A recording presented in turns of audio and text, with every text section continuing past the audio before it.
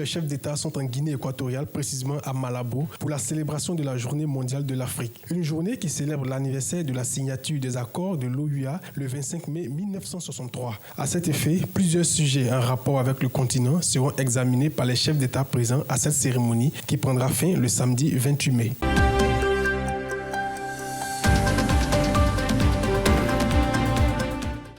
Appelez le superphone. Pourquoi ? La raison est toute simple. À travers son service de commande vocale, ce smartphone comprend 15 langues ivoiriennes et africaines, à savoir le baoulé, le malinké, le sénoufo, le wolof et bien d'autres, en plus du français, de l'anglais, de l'arabe, de l'espagnol et autres. Pour Alain Kapochichi, président du groupe Serco et initiateur du projet, c'est une grosse innovation et prouesse jamais réalisée auparavant. Car le superphone ivoirien s'adapte à tout le monde selon le goût, les préférences et autres.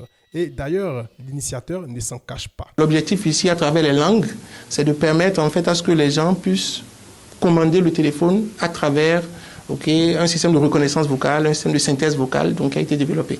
Donc sur le djoula, qui est une langue majeure de la Côte d'Ivoire, sur le baoulé et le français. Donc l'idée c'est que je commande mon téléphone et dans une super application, je peux lui faire des choses. Je me déplace, je peux manger au restaurant. Aussi, il est bon de préciser que c'est à Grand Bassam que sont confectionnés les superphones ivoiriens qui très bientôt seront mis à la disposition du grand public.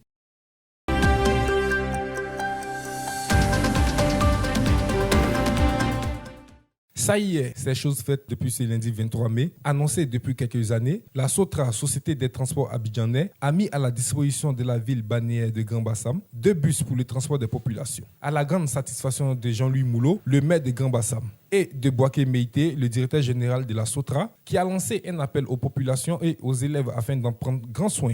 Le gouvernement a commencé à réaliser, à investir de façon massive pour le développement de la Sotra.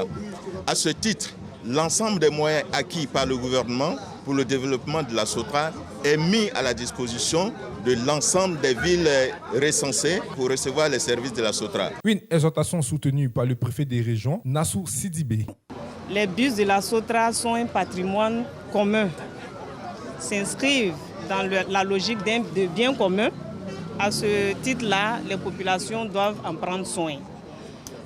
Il ne faudrait pas que pour quelques sauts d'humeur que ce soit, que les populations s'en prennent au bus. 2 lignes. Pour ce qui concerne le montant des tickets, les passagers devront respectivement payer les sommes de 200 francs et 500 francs CFA pour avoir accès au bus numéro 730 et 09 de la Sotra.